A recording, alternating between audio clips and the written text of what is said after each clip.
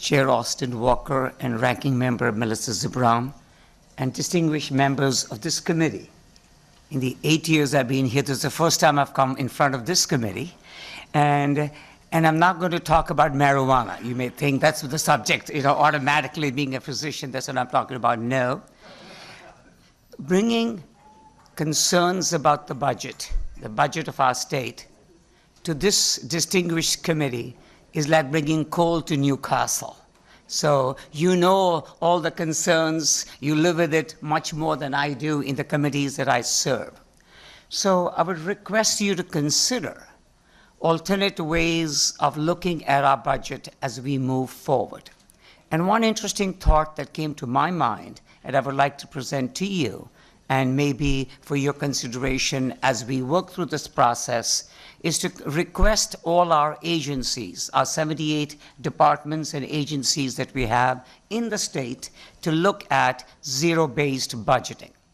So instead of beginning with the template that they already have year after year, and then saying, let's reduce it by X, Y, or Z, I'm requesting or suggesting, let's do a bottom-to-top approach, have every agency look at every expense of theirs, both in terms of what they spend on what the services they provide, as well as the administrative cost, get back to the drawing board from the very beginning.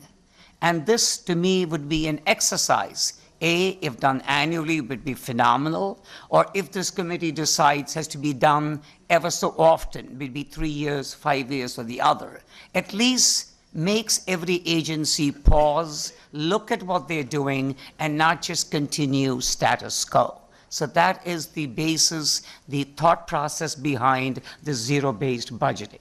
Will it necessarily result in us being ahead of the curve? I don't know, but unless we look, we're not going to know and not continue status quo.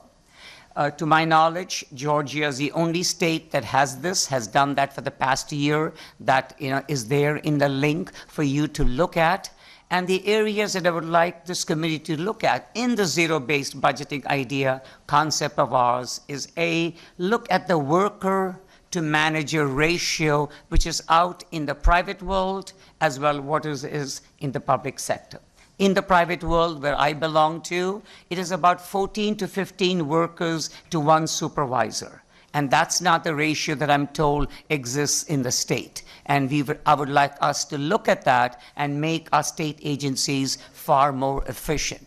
And another thought to share with you is to look at the attorneys that we have. I mean, you might think I'm a physician, so I'm going to say something about the attorneys. No, not necessarily that way at all. But does every agency of ours need to have their own attorney? Or could we have a pool of attorneys under the Attorney General and obviously deliver whatever is requested in terms of legal help? Thoughts for you to look at, thoughts for you to consider, because obviously our common goal, our collective goal, regardless of which committee we serve on, is what are we going to do with the budget? What are we going to do with the crisis that we have in front of us? I want to thank you for giving me this opportunity to be before this committee this afternoon. And I know I heard Chairman Austin talk about the long list of people that are out there ready to testify after me, but I'm always willing, to take any questions today, if not today, at any other point that you feel fit. Thank you very much. Any other comments or questions? I just appreciate you coming into Sprague. Happy to see you during the last election cycle, and I look forward to talking with you more about the budget at some future point. Thank you. Thank you very much, Doctor.